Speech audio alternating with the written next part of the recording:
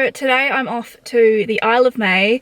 I'm so excited. This has been on my bucket list for quite some time now. Hopefully, fingers crossed, I'll get to see some puffins. I think by now most of them would have left the island. However, we might be lucky, we might see a few. However, there's going to be so many other birds, seabirds and wildlife to be seen on the island, so I'm sure that I'll be able to show you guys something interesting. So the ferry departs from Anstruther, which is located in Fife, and it's about an hour and 24 minutes to get to Anstruther from Edinburgh if you're driving. It'll be a little bit quicker for me today because I live to the west of Edinburgh. So Angus can't come with me today, unfortunately. The ferry and the island don't permit dogs, so he is going to be dropped off at his granny and granddad's very soon to spend the day with them while I go and explore the Isle of May. So the street is so narrow. Like, this is what you have to deal with when you visit small villages in Scotland. Just basically one way, well, not necessarily one way, but one lane for two, lots of traffic.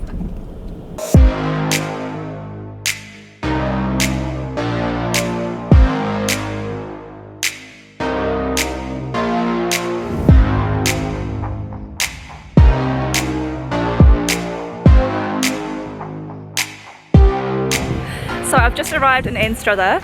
As you can probably tell, it's quite bright here today.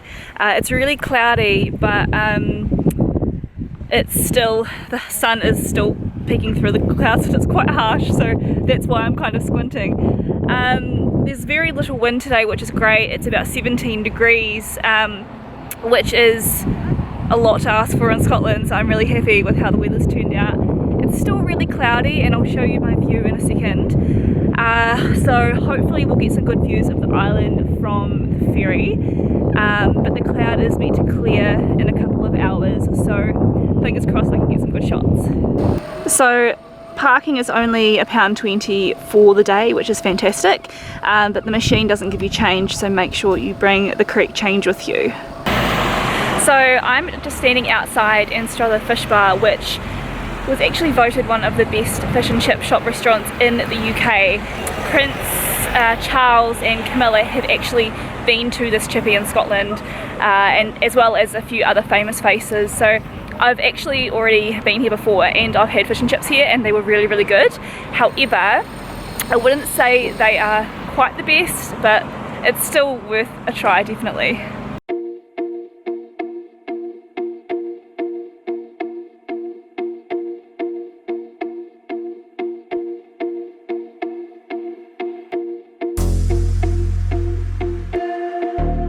So I just got on the boat right now, and we are required to wear face masks, but I heard that when we are out at sea we can actually take them off. We were required to arrive 45 minutes before the sail time, so that just gives you enough time to pick up your tickets, to get seated. The process of picking up my ticket was really easy, so I just booked my tickets online.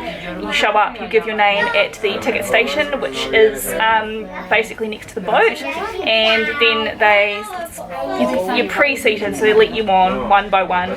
I'm sitting at the front of the boat with this lovely view of Anstruther Harbour, and yeah, we're due to take off in about 5 minutes. Still pretty cloudy outside. Hopefully that will clear as we get to the island, but hopefully I'll be able to get some really cool shots when we come into the island, because I'm so close to the front of the boat.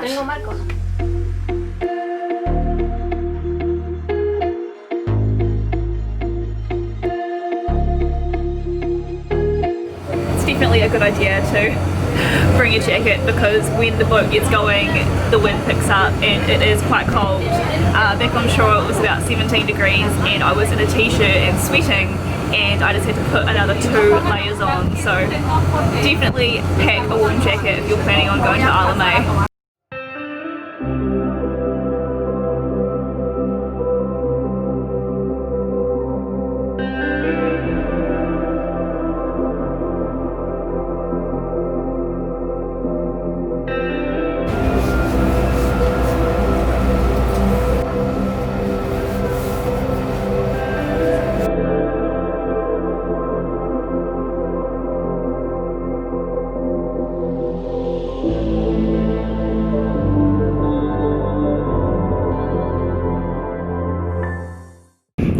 So I've just arrived on the Isle of May.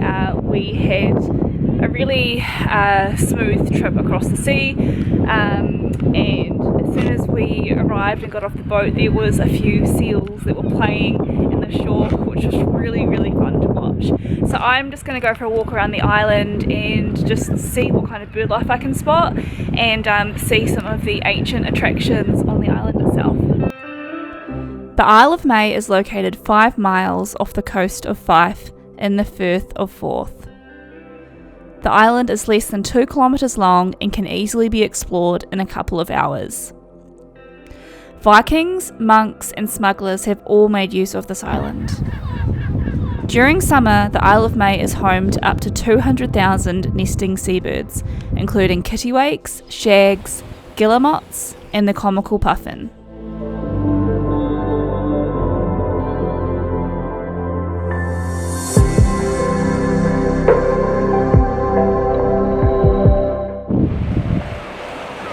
So right now there's like this great big cloud that is just descending over the island, and so everything in the distance just looks quite hazy. And this is one of the things I absolutely love about Scotland. It's like even when it's cloudy and it's rainy and the weather is just awful, it's just so beautiful, and I don't actually mind that, you know, I can only see 20 feet in front of me, because it's just so beautiful and romantic, and I just love it.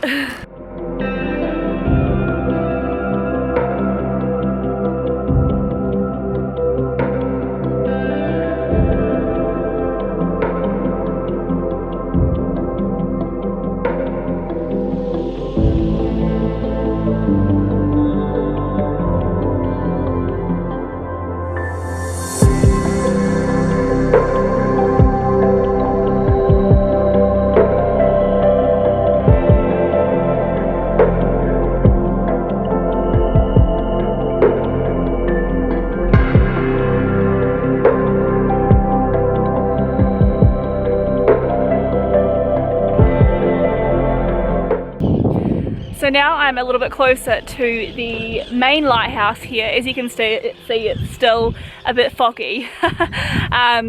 Interesting story though. So in 1715, during the first Jacobite rebellion, 300 Jacobites were actually they escaped to the Isle of May because they were attacked by English troops in the Firth of Forth.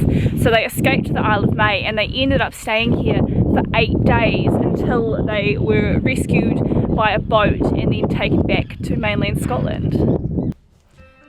After taking some time to rest to watch the seabirds from the cliffs of the southern end of the island, I headed to the northern part of the island.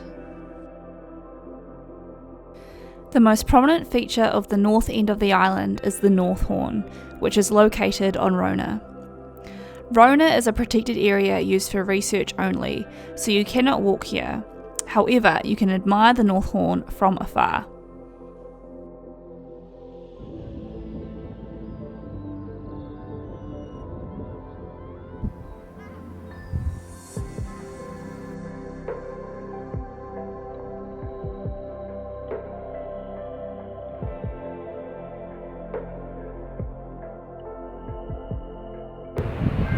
So I've just finished my walk around the entire island, and it's just so typical.